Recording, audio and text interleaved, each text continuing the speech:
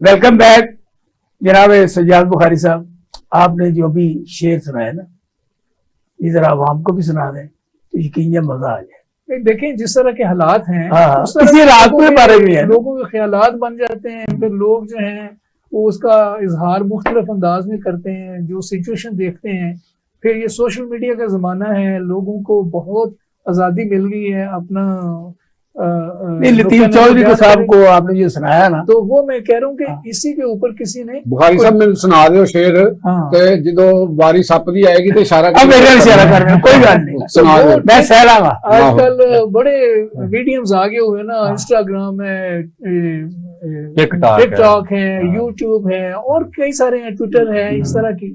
तो लोग फिर मुख्तलिफ चीजें भेजते रहते हैं। मुझे किसी ने भेजा था अच्छा कि कल्ला चाह दा कप ना होवे। वाह वाह वाह वाह, कल्ला चाह दा कप ना हो। चौर साहब ਤੁਹਾਡੇ ਆਸਰੇ ਆਹੋ ਮੇਰੇ ਵਾਸਤੇ ਮੈਂ ਕੱਲਾ ਹੀ ਫੜਿਆ ਅੱਜ। कल्ला चाह दा कप ना होवे, गप शप होवे खप ना होवे। वाह क्या बात है। ਯਾਨੀ ਕੱਲਾ ਹੀ ਹੋਵੇ, और तुसीं खप नहीं पहन देनी, ਖੱਪ ਨਹੀਂ ਪਾਣੀ ਚੁੱਪ ਹੀ गप ਰਹਿਣਾ। शप होनी है। अच्छा ਹੁਣ ਤੁਸੀਂ ਤੇ अच्छा अगला भी गप तो शप होवे सुनना। खप ना होवे।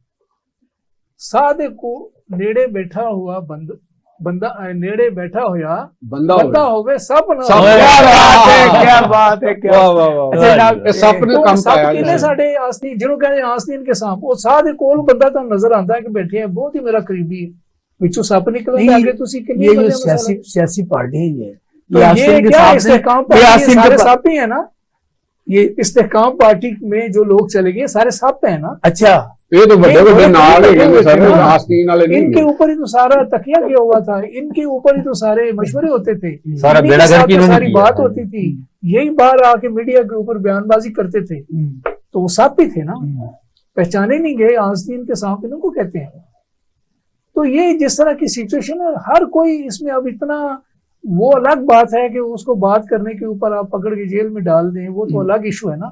अदरवाइज अब बात करने का लोगों को सलीका तरीका आ गया है और बात हर जगह पे हो रही है। खा कोई दरांती से ग्रास काट रहा है या कोई किसी बड़े दफ्तर में बैठा हुआ है या किसी सियासी जमात को चला रहा है, सब लोगों को सब चीजों का पता है। अभी आपने शुरू में ये बात की थी कि ये जो हमारे वो कश्ती का आसानियां हुआ है, तो अब बदकिस्मती ये है कि इस मुल्क के अंदर लोगों की उम्मीद खत्म हो रही है कि यहाँ कोई मुस्तकबिल में कोई अपॉर्चुनिटी है। 10 से 12 लाख लोग चले गए जिनके पास मैं ये पैसे कह रहा थे हूँ ना, कि जॉब की हुनर था, वो चले गए। अपॉर्चुनिटी नजर नहीं आ रही, आगे अंधेरा नजर आता है। वो कहते हैं इस अंधेरे से तो बाहर निकले, आगे बेशक मौत ही हो। तो मौत के अंधेरों में चले गए बेचारे इस अंधेरे से जान छुड़ाने के लिए। ये बदकिस्मती की इंतहा है और हमारे सोचने की बात है सबके, लेकिन जिनकी मौज लगी हुई है वो सोच ही नहीं रहे इसको। वो कहते हैं हमें क्या मरे, अवाम मारे, हम तो नहीं मारे, हमारा तो लगा हुआ है ना। वही आपने जो बात की है ना, हाँ घर को उठा रहे थे कि उसकी बारी आई, दूसरे का अब क्या होगा। जी जी, तो यही हो रहा है हमारे यहाँ। तो यहाँ पे आप ये समझते हैं कि तमाम सियासी पार्टियां जो है वो अवाम को लूटने के लिए और यहाँ अपने ये मफादात। हाँ नहीं, मैं ये जो आपकी बात है ना अभी कि तमाम सियासी पार्टियां, इससे मैं आगे शुरू करता हूँ कि वो जो हमने नाजी जर्मनी की बात की है ना, ये सब पार्टियों के साथ हुआ है माजी में और आइंदा भी होना है। और इनको इकट्ठे होना चाहिए सबको कि जिस किसी के साथ भी ज्यादती हुई है, ये मिल के एक आवाज उठाएं कि ये ज्यादती नहीं होनी चाहिए। राय आजादी, राय सबका हक है। इस पे जो पार्टियां इस वक्त नहीं बोल रही और उसके दूसरी साइड पे जा रही हैं कि एक पार्टी को क्रश करना है तो मिलजुल के क्रश कर लेते हैं, उनको ये समझ में नहीं आ रही कि कल उनकी बारी आनी है तो फिर यही होना है, फिर क्या करेंगे। इसमें को पीपल्स पार्टी का रवैया को थोड़ा दुरुस्त नहीं। पीपल्स पार्टी का रवैया तो शुरू से ही मुख्तलिफ है इससे। देखे ना, वो एक अलग बात है।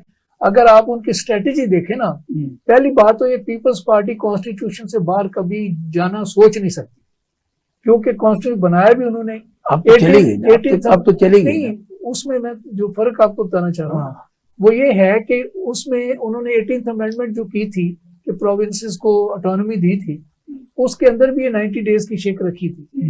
बात ये है कि वो उन्होंने उस तरह आवाज इस पे बुलंदी। एक होता है कि आप किसी चीज को आगे बढ़ के रोकें एक बात को, वो काम उनको करना चाहिए था। ये मेरी नजर में ये दुरुस्त था कि वो आगे बढ़ के इसको रोकते। लेकिन ये होता है कि दूर बैठ के आप उस चीज को बुरा जरूर समझ रहे हैं लेकिन आप उसको रोकने के लिए आगे नहीं आ रहे। یہ پیپلز پارٹی کا رول رہا ہے جو کہ نہیں ہونا چاہیے تھا. بہت آگے بڑھ کے ان کو اس چیز کو روکنا جیسے چاہیے تھا. محمد گجر صاحب نے انکشاف کیا ہاں کہ یہ جو پیپل پارٹی ہے یہ پی ٹی آئی کو الیکشن لڑوائے گی. نہیں، وہ اس لیے کہ ان کا بنیادی جو فلسفہ ہے، دیکھیں نا، میں بے نظیر بھٹو صاحبہ کی آپ کو پتہ ہے میں بڑا ان کے قریب رہا، انہی کی وجہ سے ہم نے بہت ساری چیزیں کی. میں chief election commissioner Peoples party کے رہا، سارے صوبوں میں ہم نے جا کے الیکشن کروائے. صحیح بات. ان کا ایک ہی مطالبہ ہوتا تھا ہمیشہ، یقین کریں بین الاقوامی ان کے انٹرویوز بھی اداروں کے ساتھ سنے، وہ ایک ہی بات کرتے تھے کہ پاکستان میں فری اینڈ فیئر الیکشن ہونے چاہیے. انہوں نے کبھی نہیں کہا ہماری حکومت واپس کی جائے یا مجھے وزیر اعظم بنایا جائے. مجھے کیوں نکالا؟ ایک مطالبہ کرتے تھے کہ ملک کے اندر فری اینڈ فیئر الیکشن ہونا چاہیے. یہ مطالبہ آج بھی پیپلز پارٹی کا ہونا چاہیے اور ہوگا انشاءاللہ. وہ جب وہ وقت آئے گا، جیسے گجر صاحب بتا رہے تھے، جیسے الیکشن کی فضا بنے گی تو ان کا یہ مطالبہ سامنے آئے گا کہ تمام پارٹیز کو بالکل آزادی ہونی چاہیے. یعنی پی ٹی آئی پہ پابندی نہیں لگے گی؟ نہیں پابندی نہیں ہوگی. پابندی لگانا ہو سکتا ہے، ان کا ارادہ ہو، خواہش ہو، لیکن لگ نہیں سکتا. ہمارے وزیر داخلہ جو ہے یہ کہہ رہے ہیں کہ یہ ہم رہیں گے، یہ رہیں گے. نہیں، وزیر داخلہ جو ہے نا وہ تو پرسنل ہوئے نا. تو جب آپ پرسنل ہو جاتے ہیں نا کسی بات پہ، اس کا تو پھر کوئی آپ کیا اس پہ تبصرہ کریں گے؟ جب ذاتی دشمنی میں آپ سیاست کو بدل دیں گے، سیاست دشمنی تو نہیں ہوتی نا. سیاست میں تو ایک ڈفرینس آف اوپینین ہوتا ہے، اختلاف رائے ہوتا ہے، دشمنی نہیں ہوتی. کوئی قبائلی دشمنی تو نہیں ہوتی. آپ یہ بتائیں کہ پاکستان میں اس وقت جتنی بھی سیاسی پارٹیاں ہیں ہر ایک کا مینیفیسٹو ہے، منشور ہے، اور منشور تمام کے تقریباً ایک جیسے ہوتے ہیں. لیکن جب وہ الیکشن لڑ کے آتے ہیں، کسی کی 2 سیٹیں، کسی کی 4 سیٹیں، یہ پھر سارے اکٹھے ہو گئے یہ حکمرانی کرتے ہیں، تو پھر منشور کدھر جاتے ہیں؟ یہ ساری مفادات کی جنگ ہے. جو میرے بڑے بھائی ہیں لطیف چودھری صاحب، یار چھوٹے کرو، انہوں نے یہ میرے بھی چھوٹے انہوں نے جو بات کی ہے کہ ہر بندے کی نوکری پکی ہے، ہر بندے کو نوکری چاہیے، وہ وزارت کی شکل میں ہو، وہ فنڈز کی شکل میں ہو، وہ کوئی زمینوں کی لیز ہو، کوئی کارپوریشن کے ہیڈ لگانے ہیں وہ ہو، کوئی بھی ہو، سب نے اپنا اپنا حصہ لینا ہے. وہ اس پہ ساری ڈیل چلنی ہے. کوئی نظریہ نہیں، کوئی کچھ نہیں، کوئی بات پیپل پارٹی میں پھر بھی کچھ لوگ ہیں جو نظریاتی بات کرتے ہیں. اچھا، خوسا صاحب ہیں، فراز حسن ہے، رضا ربانی صاحب ہیں، اور کچھ لوگ ہیں. جس طرح ندیم افضل چند نے بڑی زبردست بات کی 2-3 دن پہلے کہ یہ تو کوئی طریقہ کار پھر نہیں چھوڑ گئے پیپل پارٹی؟ نہیں ہے، پیپل پارٹی میں. اچھا، نہیں وہ پیپل پارٹی میں ہی ہے، لیکن پیپل پارٹی کے اندر رہ کے بھی انہوں نے یہ بات کی ہے. وہ بھی کچھ چند چڑھان کا دوبارہ سوچ رہے ہیں وہ انہوں نے جگہ بن نہیں رہی نا انہوں نے. لیکن وہی جو گزارش ہے، یہ تو اسی طرح چلتا رہنا ہے.